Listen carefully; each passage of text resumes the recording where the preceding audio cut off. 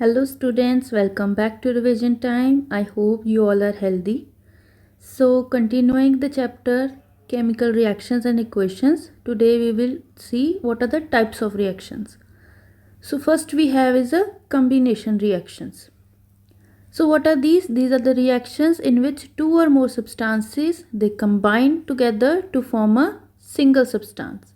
The general equation is A plus B forming C. A, B are the reactants and C are the products here. So for example, this reaction here in which quicklime is reacting with water to produce slaked lime, also known as lime water, and there is release of heat. That means it is a exothermic process. So what happens in this reaction? Large amount of heat is released which causes the cracking of slaked lime.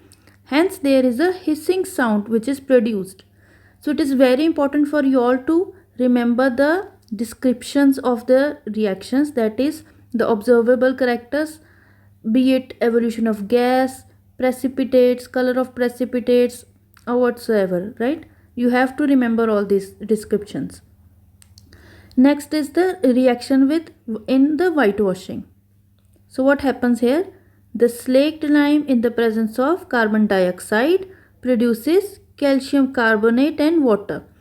This calcium carbonate have the shiny appearance. Calcium carbonate is also present in chalks and marbles. Next is combustion reaction. What is this?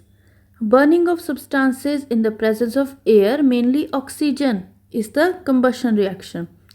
For example, production of carbon dioxide, production of water, these are the combustion reactions. So as we can see here, there is the release of energies, that is release of heat. Hence we can call the combustion reaction as the exothermic process. Respiration as an exothermic reaction. So we have glucose here, which in the presence of oxygen produces carbon dioxide, water and energy in the form of ATP. So because in this reaction there is release of energy, we can call respiration as an exothermic reaction. Similarly, decomposition of vegetable matter into compost is also an exothermic process. Next we have is a decomposition reaction. What are these? These are the vice versa of the combination reactions, in which the single substance gets converted to two or more substances. Here A is being converted to B plus C. There are two types, thermal decomposition and photochemical decomposition. What is thermal decomposition? It involves the absorption of heat. That means it is the endothermic reaction, right? First is the decomposition of calcium carbonate in the presence of heat, producing calcium oxide and carbon dioxide is released. So due to the release of carbon dioxide, there is the formation of brisk effervescence. So now what is brisk effervescence? I hope everybody has opened a bottle of soda or any cold drink. So whenever you open that bottle, you can listen to a sound and you can see some bubbles there. So that is because it has carbon dioxide, and that is the brisk effervescence, right? So what is decomposition of ferrous sulfate heptahydride? Ferrous sulfate is this, heta for 7 and hydrate for water, right? So this is a green substance, remember this. In the presence of heat, it produces ferrous sulfate and 7 water. Now this ferrous sulfate in the presence of heat produces ferric oxide, sulfur dioxide and sulfur trioxide. These are the gases which are released, and sulfur dioxide has a burning sulfur like smell, right? This is the observation which we have to remember. Next we have lead nitrate forming lead oxide, releasing nitrate dioxide and oxygen. So this is a reddish brown gas. We can see the color of a fume, right? Next is a photochemical reaction. These reactions are used in photography, but nowadays this is not used. Earlier this reaction was used. So it involves the decomposition of silver chloride and silver bromide. Ag is the symbol for silver. So silver compounds are photosensitive. That means when light falls on them, they decompose, right?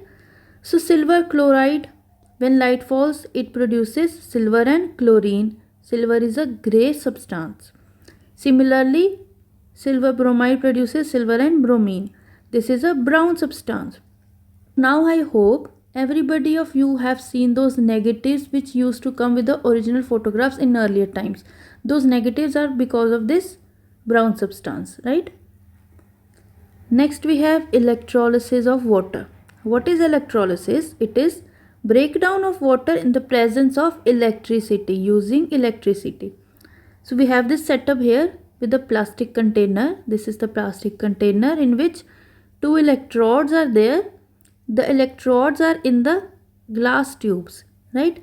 So these electrodes are made up of graphite. Here is the battery for the electricity. So water now decomposes to form hydrogen and oxygen. Hydrogen moves to negative electrode because it is positively charged, and oxygen moves to positive electrode because it is negatively charged, right? Next are the displacement reactions. So this is the reaction in which a more reactive element displaces the less reactive element from its compound in the aqueous solution, right? This happens in the aqueous solution. So now how we will know which element is more reactive and which is less reactive? For this we have reactivity series in which the elements are arranged in the decreasing order of their reactivity. So this is the reactivity series.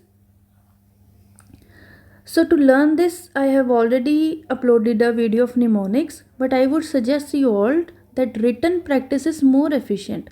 Write it again and again to learn for a longer period of time, right? Here we can see that potassium is the most reactive and gold is the least reactive. After gold we have platinum also, so that means platinum is the least reactive element, right?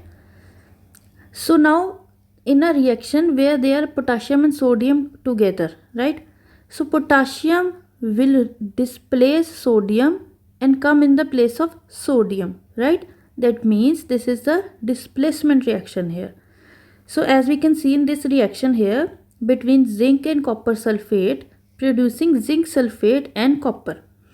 So what is happening here?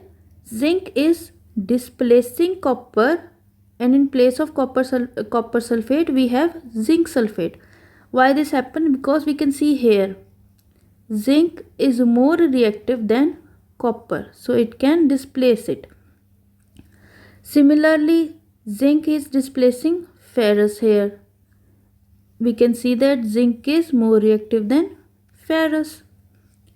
So now in this reaction, let us see, there is silver and there is copper sulfate. Is this reaction possible? Let us see. Where is silver? It is here. And where is copper? It is here. So now silver cannot displace copper because copper is more reactive. So this reaction is not possible. Similarly, aluminium and calcium. Here is aluminium and here is calcium. So here also aluminium cannot displace calcium because calcium is more reactive here. So this is also not possible. So next, what are double displacement reactions? So in this reaction, the two compounds in solution, they exchange their ions and form the new compounds. Here we can see we have AB and CD forming AD and CB. So here we can see we have AB in which A is positively charged and B is negatively charged, and C is positive and D is negative in CD. So A will combine with D which is negative and B negative which is combining with C positive. Hence we get AD and CB. So for example, this potassium iodide, lead nitride forming potassium nitrate and lead iodide. Lead iodide have yellow precipitates. Similarly, we have this example here. So next, what are the neutralization reactions? So the reaction in which acid reacts with base to form salt and water. So I hope you all know what are acids and base.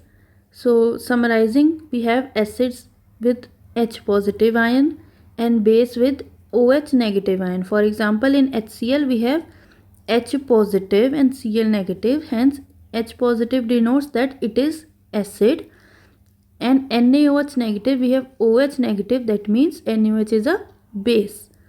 So in this reaction only, reaction between HCl and NaOH, what we will get water first. This H and this OH forms the water. So rest we have Na and Cl. So this will be the salt. Similarly, in sulfuric acid and calcium hydroxide, we have water first. And what we are left with? We are left with calcium and sulfate. Hence, calcium sulfate is the salt here. So now we have oxidation and reduction reactions. They are popularly known as the redox reactions. So what is oxidation? In oxidation, there is addition of oxygen or removal of hydrogen in a compound. That simply means there is increase in positive charge, right? Whereas in reduction, it is vice versa, in which there is addition of hydrogen but removal of oxygen, and there is decrease in positive charge, right? So what are oxidizing agents and reducing agents? So the substances which oxidize another substances but itself get reduced, they are the oxidizing agents, whereas the reducing agents are those which reduces others and itself gets oxidized. That means if X is oxidized, then it will be a reducing agent. Similarly, if it is reduced, then it will be a oxidizing agent. So to find the oxidizing and reducing agents, or which is oxidized and which substance is reduced, we need to know the valences and the charges. So if the elements, they are in the elemental state, that means they are without any ion. That means, for example, copper, iron, aluminium, they are existing as such in a reaction, then the charge on them will be 0. So this first reaction, let us see this. This is a reaction between copper and sulfuric acid forming copper sulfate and hydrogen. So what are the elemental states here? We have copper and hydrogen here. So that means the charges will be 0 and 0 on both of them, right? So now let us see the charges on sulfuric acid and copper sulfate, right? So hydrogen we have +1 and sulfate we have -2. Similarly, copper here we have +2 and sulfate we have -2, right? So what we can see here? We can see that there is increase in the charge of copper and there is decrease in the charge of hydrogen, right? So that means copper is oxidized to copper sulfate and sulfuric acid is reduced to hydrogen. So we can say that copper is the reducing agent and sulfuric acid is the oxidizing agent, right? Similarly, in this example, we can also see that zinc and copper, they are in the elemental state, hence their charge will be 0. And copper have +2 here, sulfate has -2 here, zinc has +2 here and sulfate -2. So zinc is oxidized to zinc sulfate because there is increase in charge, and copper sulfate is reduced to copper because decrease in charge is there. So hence zinc is the reducing agent and copper sulfate is the oxidizing agent. In magnesium and oxygen reaction forming MgO, we can see that there is increase in charge in magnesium and decrease in oxygen because oxygen here is -2 and here it is 0. Okay, so magnesium is oxidized to MgO and it is the reducing agent. Oxygen is reduced to MgO and it is oxidizing agent. Next we have rancidity. What is rancidity? It is oxidation of oil or fat in food, right? And it leads to bad smell and bad taste. So what are the methods of prevention? First, we can use antioxidants. That is, these are the substances which prevent the oxidation of food. For example, benzoic acid, BHT, BHA, etc. Right? Next is by refrigerating, because the low temperature slow down the rate of oxygen. Next is we can keep the food in the airtight containers. That is providing the evacuation effect. There will be no contact with oxygen, hence there will be no rancidity, right? Fourth, we can pack the food substances in the nitrogen gas environment. Why? Because nitrogen is an inert gas. It does not react with anything. For example, packed snacks. For example, chips. We all know that it is a famous joke that there are little chips in such a big packet because there is nitrogen in there to prevent the oxidation of the chips. Right? What is corrosion? It is the eating up of surface of metal in the presence of air or moisture.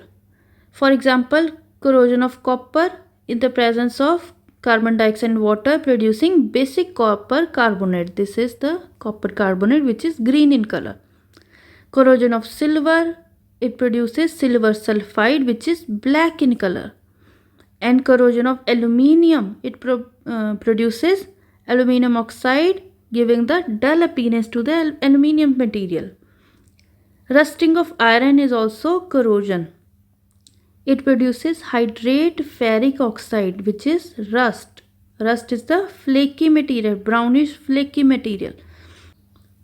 So how we can prevent the corrosion? First is by applying the layer of oil, grease or paint. What will happen? The air will not come in contact with the metal, hence there will be no corrosion. Second, we can do electroplating. What is this? We can coat one metal with another metal. For example, galvanization. It is the galvanization of zinc. What we do here, we coat the iron articles with zinc metals. So as a result, air will not come in contact with iron and as a result there will be no corrosion. Next is alloying. What is an alloy? It is a mixture of metal and non-metal. For example, steel. It is an alloy of iron and carbon. And what is stainless steel? It is iron, nickel and chromium. It is forming stainless steel. So I hope this video helped you all. For these notes, please mail to the mail address given in the description box. Previous video links are also in the description box. Do like, share, comment and subscribe. Thank you.